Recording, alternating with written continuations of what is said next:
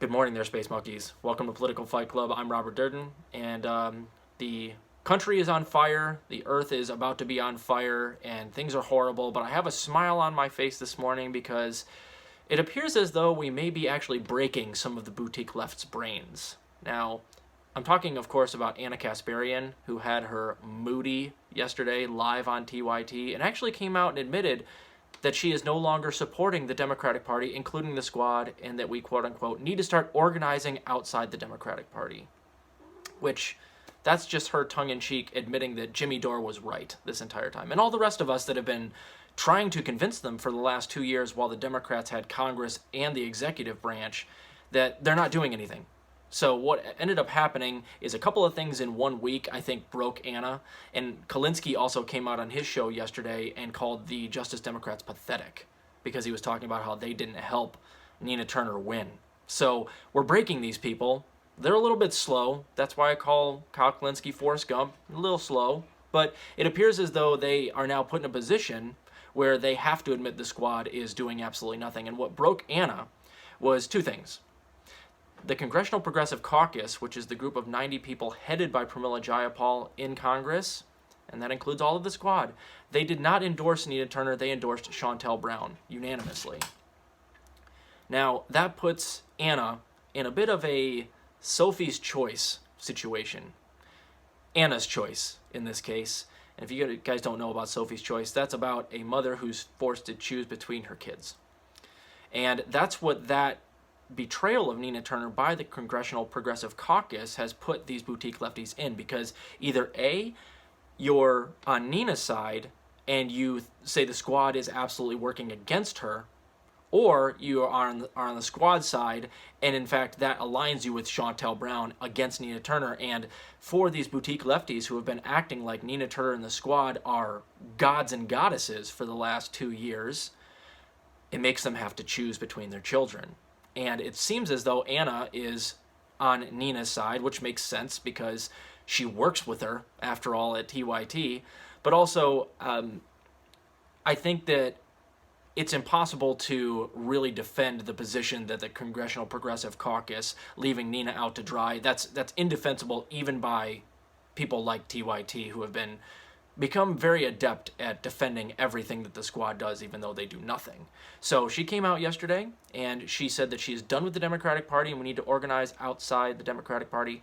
The other thing that happened that really made her snap is that something finally is in the works that possibly could impact her personally. Roe v. Wade possibly could get overturned, according to a leak via Samuel Alito, who's one of the justices, that they are considering overturning Roe v. Wade, which is a women's right to her body.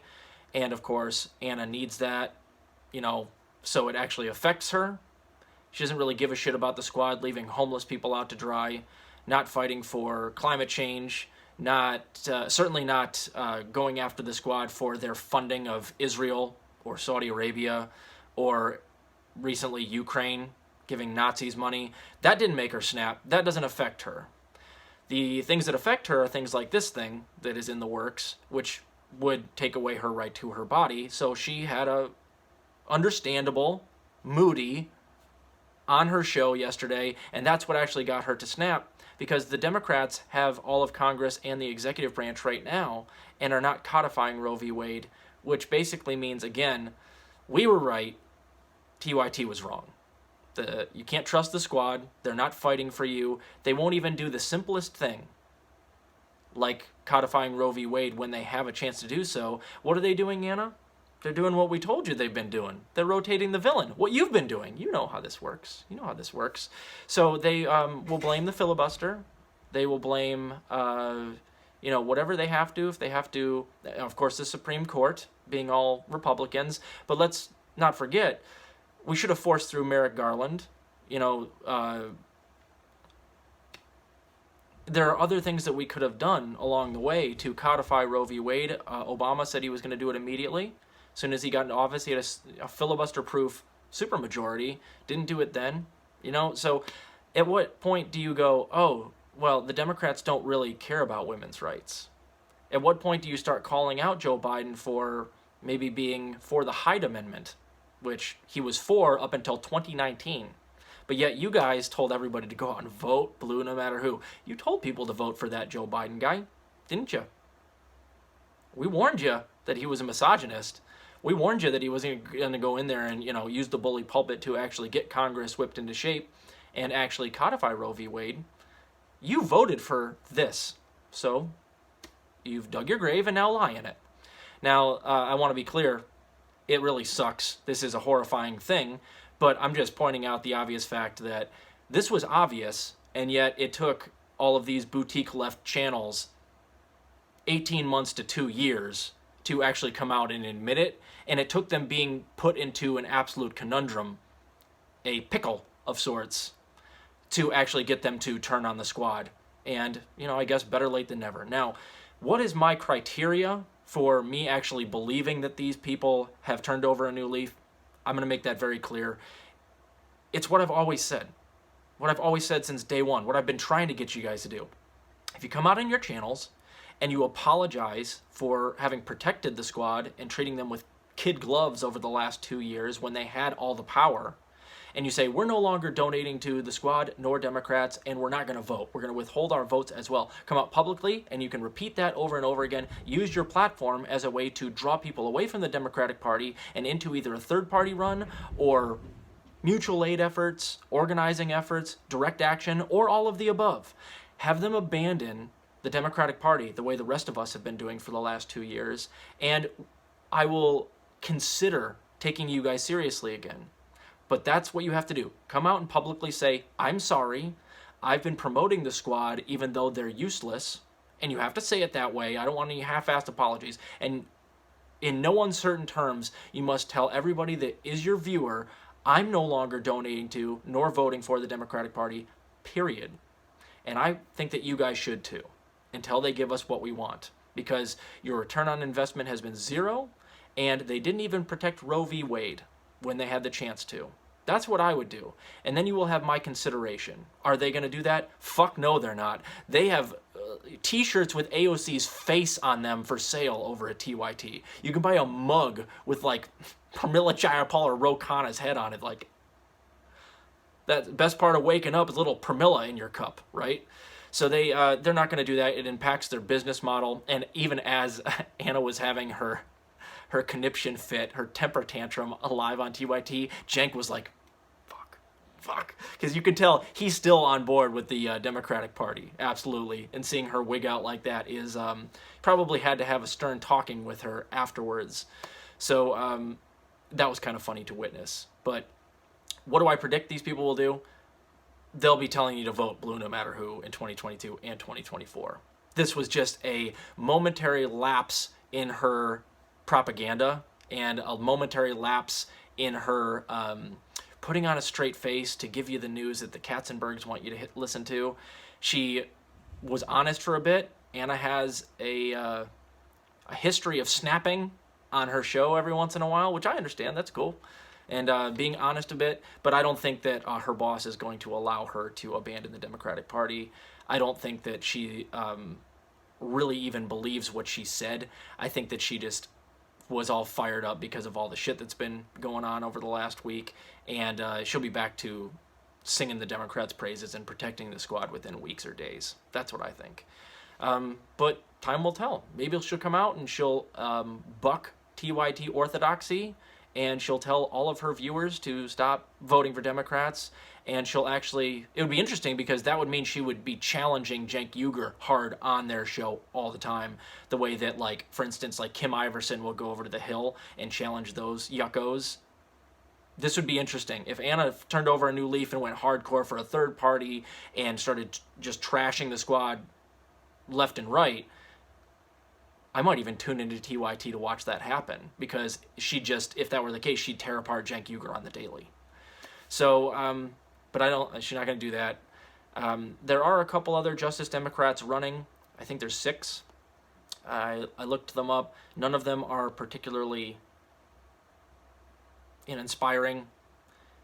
There's only one that has a chance of winning. It's in a runoff. That's in Texas 28. You guys have heard of Jessica Cisneros. She's going up against Henry Cuellar again. She just barely lost to him in the original election, and it was so close, and there was a third person running. It was like 46% Cisneros, 48% Cuellar, and then somebody else got like 4.5%. So they're doing a runoff on May 24th. Cisneros has a decent chance of winning that one. She has done the work as far as I've seen. So I'm not going to make any predictions. Again, I would rather her be in there than Cuellar. He's actually pro-life. So he's outwardly for, overturning Roe v. Wade. Is Cisneros better than him in that regard? Yeah. But even if you put her in there, she's just going to go in there and perform like the squad has. And the squad is not trying to defend Roe v. Wade whatsoever. There's things that they could have done to make the Democrats codify Roe v. Wade for the last 18 months, like Tea Party tactics, like I've been saying on my show. But they didn't do that, so it's really irrelevant what Cisneros actually believes when it comes to Roe v. Wade if she doesn't go in there and whip the squad into shape and get them to get Biden and the rest of Congress to codify Roe v. Wade, which that's not going to fucking happen because it's too late in the game now. As soon as the Democrats get wiped out in the midterms and they lose their majority in the House, Tea Party tactics don't work. So Cisneros winning is really, it's not going to get anything done. It might prove to us that, yeah, we can get another Democrat put in there that's a Justice Democrat that's just going to let us down some more. So it really, this brings me to my last point. The convenience of Anna's apparently turning over a new leaf, it's coming right as the midterms are coming up, and I think everybody can see that the Democrats are going to get wiped out, even TYT. So, when the Democrats actually had power, and more specifically the squad had power to influence the Democratic majority to get these things done, TYT was defending them. Now that it seems very apparent that they're not going to actually have any power and that they'll have a convenient scapegoat of a Republican majority in Congress, now they're flipping over a new leaf.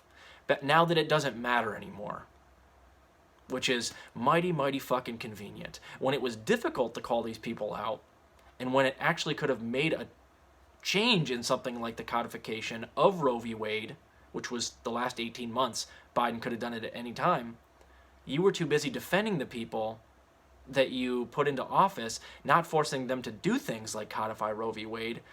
And now that they have no chance, because they're about to get wiped out in the midterms and none of this stuff will work anymore, now you're getting angry.